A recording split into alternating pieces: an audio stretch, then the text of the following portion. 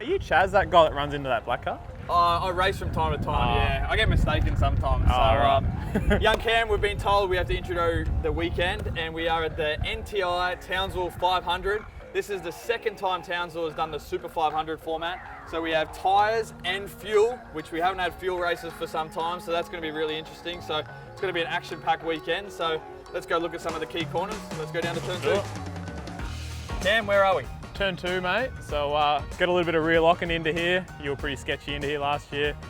Obviously, you can pass into here, but this curb here actually rubs up quite a lot through the weekend. So you have to be, a lot by the end of the weekend. Have to be real careful. This changes a lot, and lines change here a bit with the rubber on this little bit of patch that you can see down here. So yeah, like you said, great passing opportunities. A lot of over and unders have been done over the years here as well, with guys on older tyres that hold on way too long.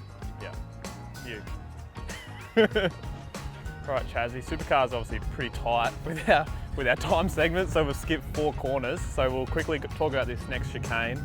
What's the key things we need to do here? Yeah, like you said, we've skipped a few corners, but I think this probably segment for me here, this chicane left, right, and this long right-hander through the middle part of the track here, I think is the most critical part of the whole lap for qualifying. You know, you can easily lose 2 to 3 tenths through here and be at the front row or somewhere in the mid to the exit of the pack. So, you know, a lot of curbs, a lot of strike, a lot of flow you need to get the car right here. But I always find it starts at this first one. If you can't get the rotation on this first curb, I reckon it starts back there 10 metres, locking a front wheel.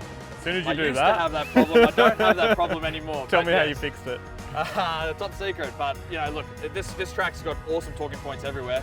But you know, this is probably the bit in qualifying, I think, marks for being first to 20th. Yeah.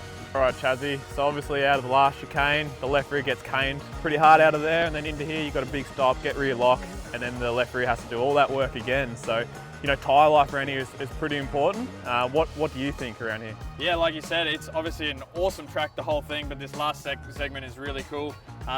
You know, at the start of the race, you absolutely love it because you're not worrying about rear tyres, but right at the end of your stints, where obviously this weekend we got 2 big fuel races as well, right at the end of those stints, the tyres are caned, and just to get through this right-hander, that right-hander, and into the pits is an absolute mission, as you found out how many years ago? Yeah, it was actually last year. The pits is actually a bit of a sore point. My skid marks are still there, got taken out, obviously trying to get to the pits, so sometimes you have to put your indicator on to let the guys behind you know that, you know, you're trying to get across, and it's pretty challenging once the tyres are gone. It's a hot tip for yourself. Maybe you should use your indicator a little bit more. So anyway, Cam, thanks for coming along with us and explaining some of these things to go around this awesome track.